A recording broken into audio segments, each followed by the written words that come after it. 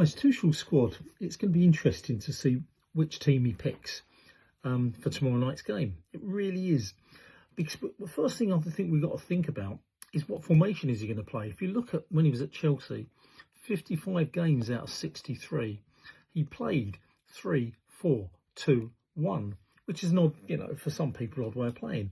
So if that's what he's going to do, if that's his preferred sort of formation, why is he not going to do that for England when he's got the so-called best footballers of all England? There he's going to try and fit into the formation he likes, he feels comfortable with.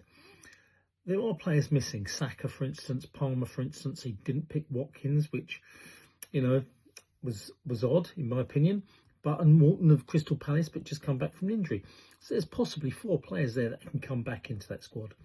But you look at that on the basis of that formation, his back 3.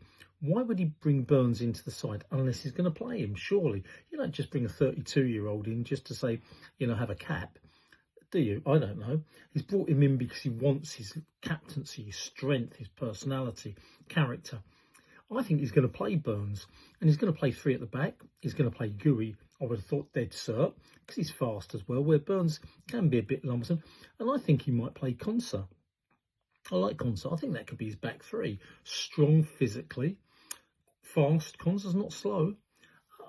I think that could be his back 3. Middle, he always plays 2 defensive midfield players. Well, Rice, I think, is a dead cert. Who's going to be the other one? There's loads to choose from. I mean, Curtis Jones, I love. I think could fit in there. There's 1 or 2 others.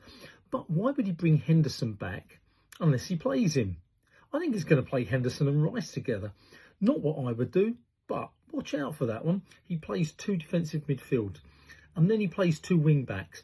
Well, Reece James, definitely, instead of Kyle Walker, unless he plays safe. And Kyle Walker, in my opinion, has lost his speed. Why would he bring Reece James back into the fold unless that's the guy he wants, who possibly was the best right fullback up until his injury? I know everyone goes on about Kyle Walker, but he was losing his pace. I think that's what he's going to do.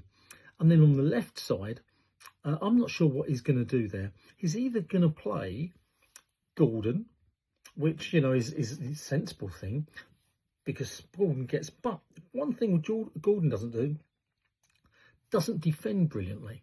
I think he's going to play Gordon. But mark my words, I think he's going to give Skelly a try out on that position, okay? Because Skelly defends well and he gets up there. I think it'll be Gordon, though. So that's the 4 across the middle.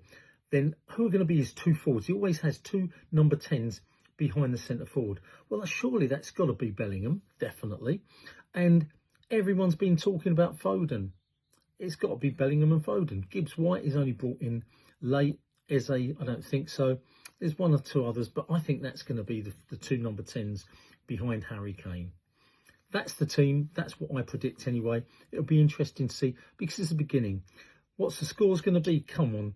When we play Latvia, we don't even want to bother about that. They're 140th ranked, in the world. I don't think they've beaten anybody apart from the Faroe Islands. And even then, in the Euros, they came bottom behind the Faroe Islands. They're a poor side. Don't even know what's going to happen there. We could, I think we should win that 5-6-0. Albania, odd side, however, they're still, 65th ranked in the world. So we should easily beat them. And you look at some of their results, they've lost, they lose. But then again, you go back to the Euros in Spain. Against Spain, they only lost 1-0. Croatia, they drew 2-2. And Italy, they lost 2-1-2. So they've got something there about them. But when you think about, the Nations League, etc., I mean, they lost. I don't want to tell you their results, but they are not the greatest side in the world. We're at home. First game under Tuchel. Really, guys, okay, let's not go wild. I think we're going to win that 3-1. Let's give them a goal. I don't think they're going to get a goal. 3-0. That's my predictions. What are your thoughts on it, guys? Football Chat Uncensored, Reno talking.